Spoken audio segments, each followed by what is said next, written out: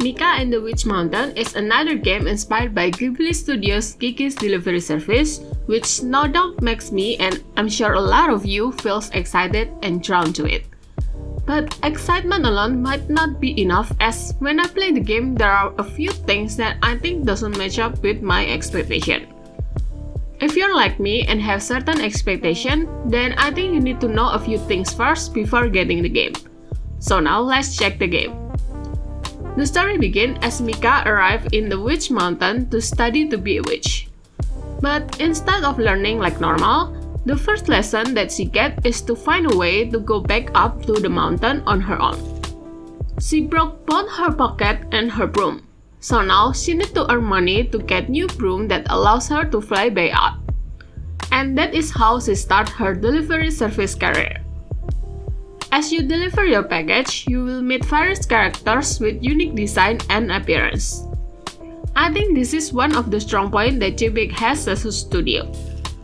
Although they all seem to have their own personality and background, but they doesn't feel as enticing as their appearance. Their story feels short as the game doesn't give us enough time to interact with the character, especially since you can't really talk to them. When you approach them, all you get is a speech bubble that pops up on its own without any interaction. The only time you get to talk to them is when you have package to deliver. So to further engage with the character, you need to deliver the lost package to them. You can find these missing items scattered all over the island. Each item has hint, which means you need to guess who's the owner of the item. Only then you will hear the continuation of their story.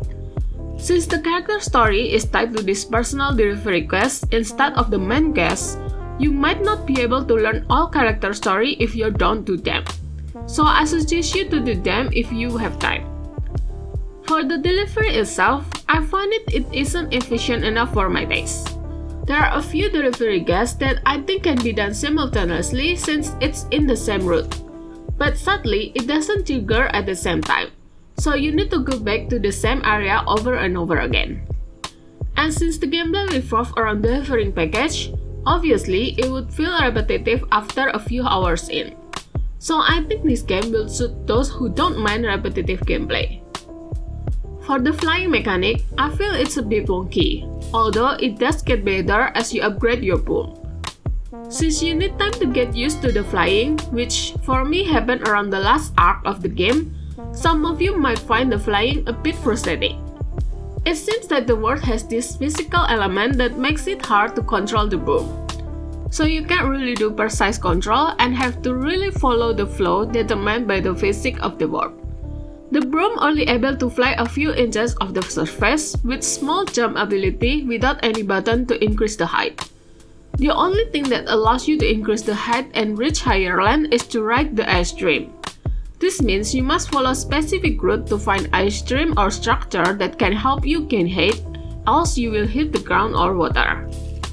The game already have full control support, however I can't rebind the button and only invert it to change the trigger.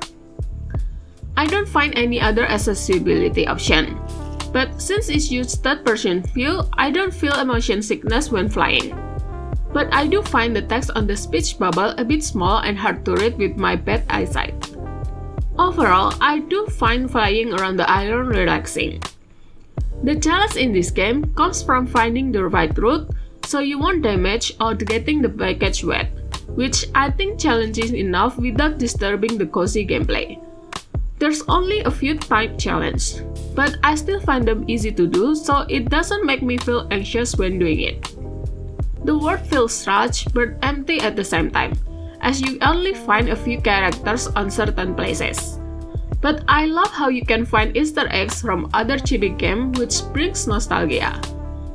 Although the background music feels nice, but it seems like the transition isn't good since it often stops instead of playing the next music. Sadly, the game is very short, only 4 hours to complete. But the dev said they will add more content in October and December, which hopefully increase the hours. Mika and the Witch Mountain managed to turn traditional fetch gameplay to be a refreshing and quick cozy game with their flying mechanic. And if you want other Witch game to play, check my Critter Corps review video.